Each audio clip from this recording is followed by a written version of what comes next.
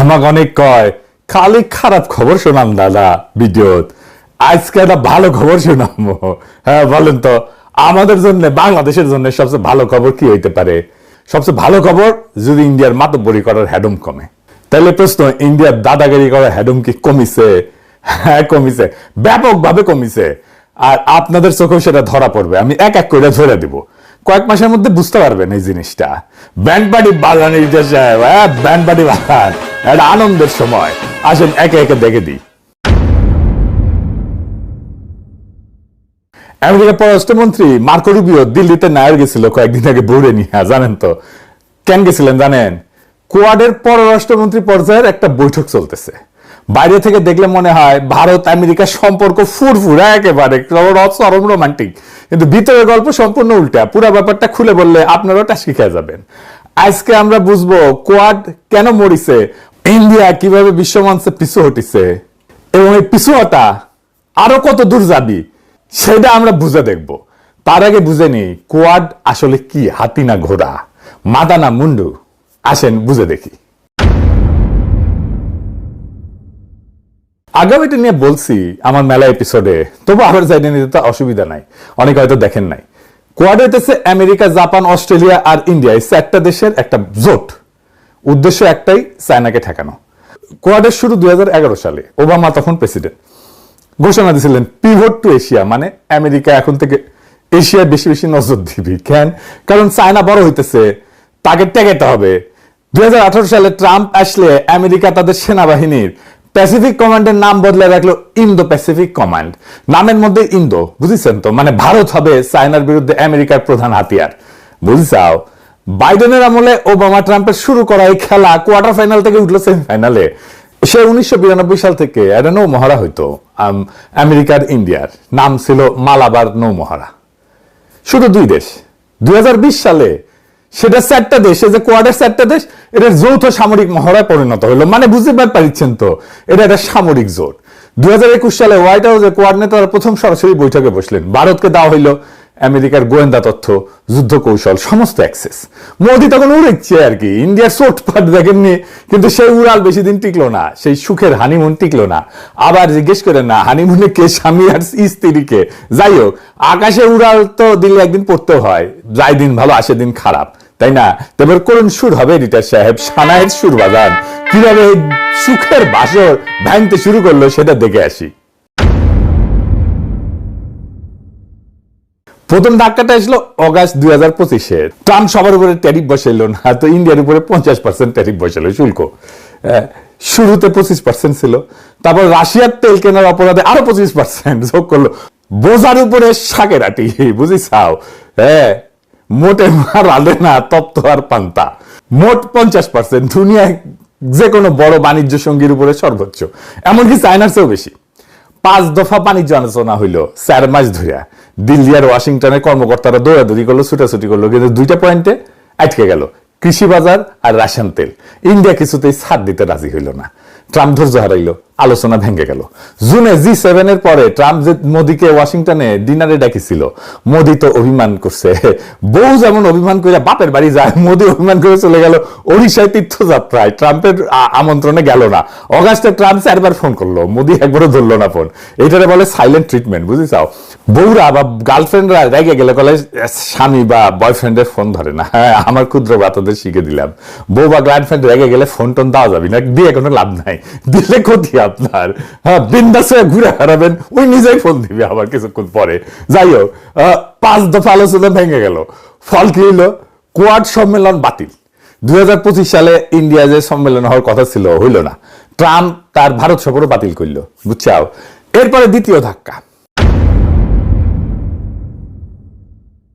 ভারত নতি স্বীকার করলো, আলহামদুলিল্লাহ। শুল্ক নামলো 50 থেকে 18%-এ, কিন্তু এই কনসেশনের বিনিময়ে ভারতকে অনেক কিছু ছেড়ে দিতে হইলো। মনে আছে ইউক্রেন যুদ্ধের পর পশ্চিমা দুনিয়া যখন রাশিয়ান তেলে নিষেধাজ্ঞা দিল, ভারত তখন হয়েছিল রাশিয়ার সস্তা তেলের সবচেয়ে বড় ক্রেতা।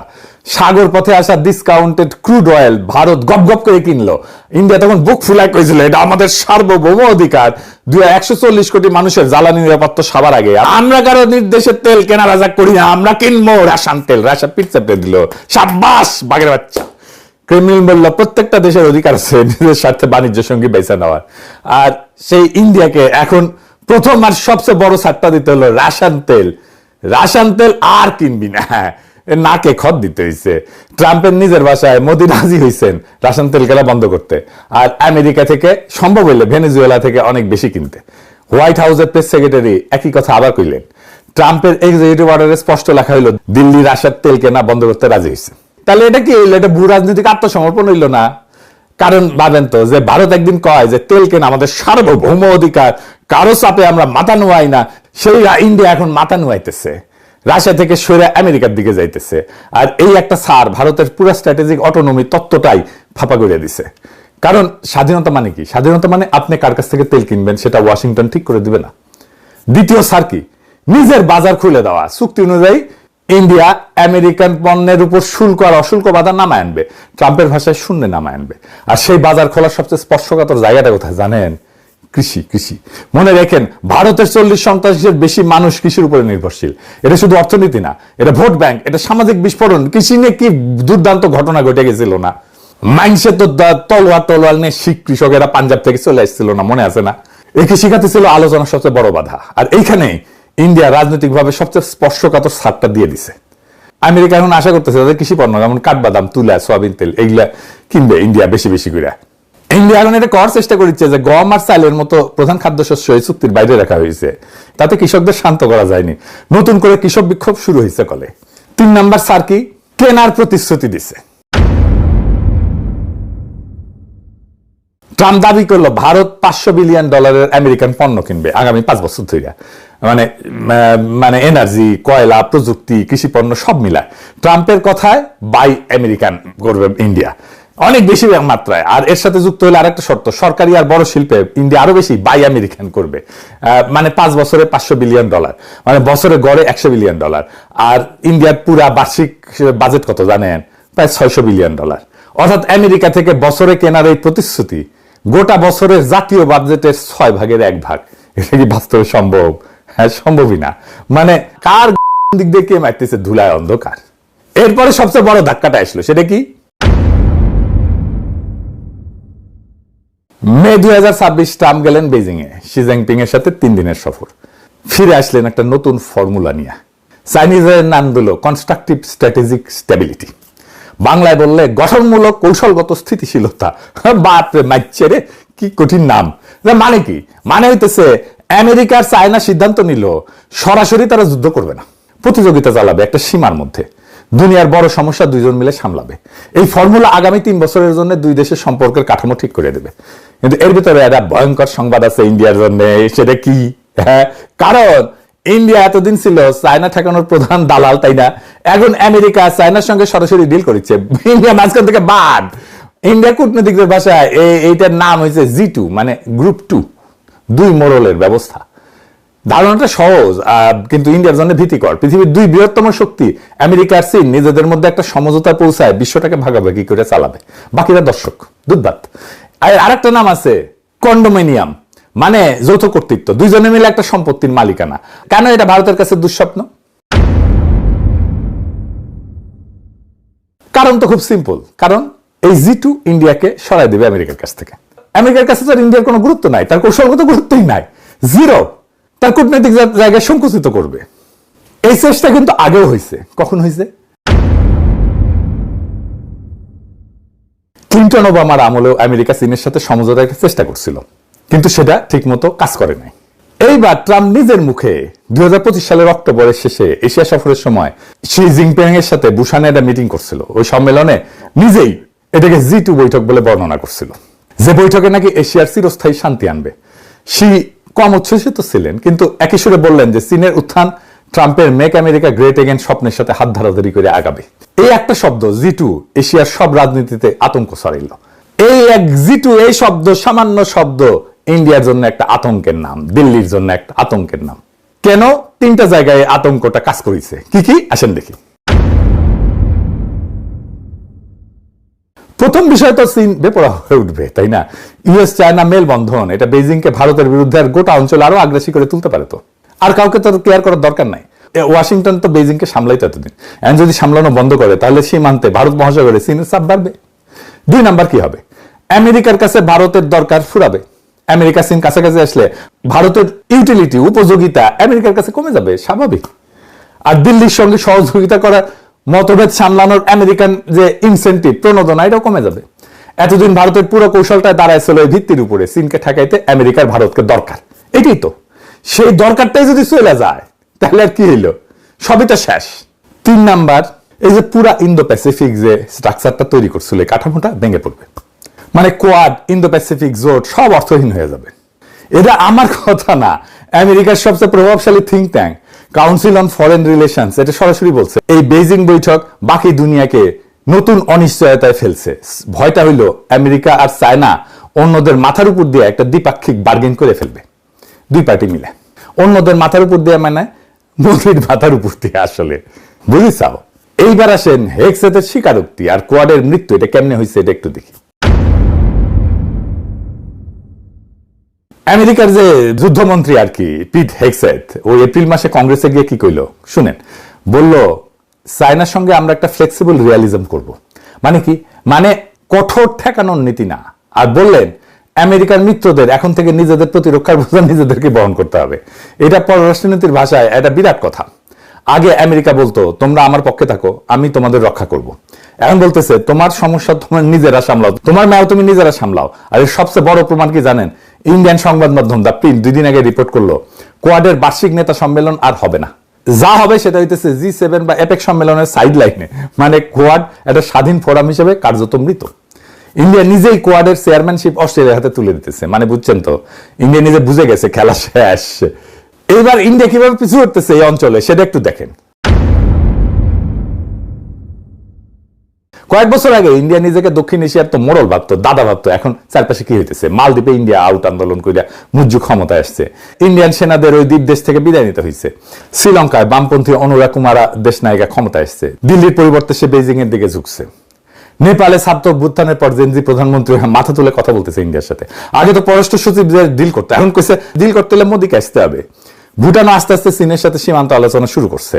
চুক্তি অনুযায়ী কিন্তু ভুটান করতে পারে না, হ্যাঁ, মানে ইন্ডিয়ার পররাষ্ট্রনীতিটা দেখবে। যাই হোক, মিয়ানমার তো কখনো দিল্লির পকেটে ছিল না, আর বাংলাদেশে তো দিল্লির দাসী সেই সরকারও নাই। এই ডিপ্লোম্যাট ম্যাগাজিন অনুযায়ী 2026-এ একটা বিশ্লেষণ ছাপা হয়েছে, শিরোনাম হইতেছে how India lost the diplomatic initiative with its neighbour, মানে প্রতিবেশীর সাথে কিভাবে ডিপ্লোমেসিতে হারিয়েছে ইন্ডিয়া, বুঝিছাও।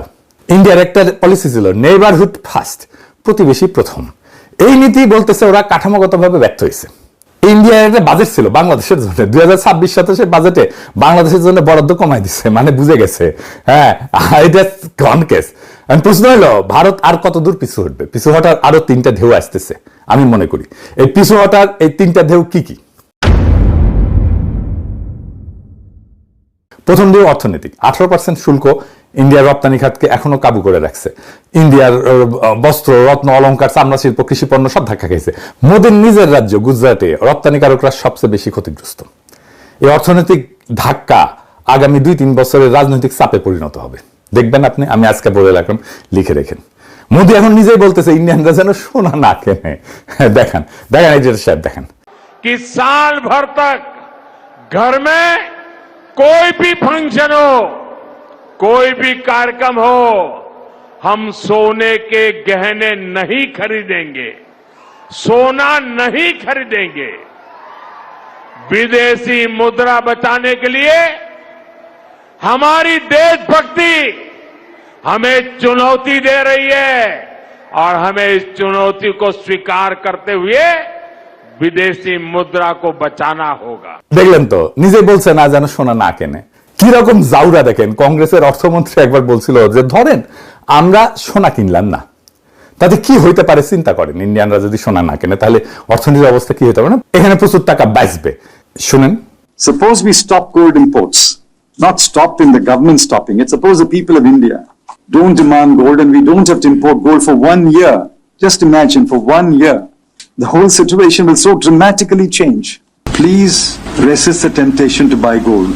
এইটা শুনে মোদির সে কি হাউকাউ, আরে বাপরে, সোনা কেনা বন্ধ করতে বলছে, ওরে বাপরে, বন্ধ করতে বলেনি কিন্তু। দেখেন মোদি কি বলছিল। अब ये दिल्ली की सरकार, माताएं बहनें, आपका मंगल सूत्र छीनने के लिए तैयार बैठी है।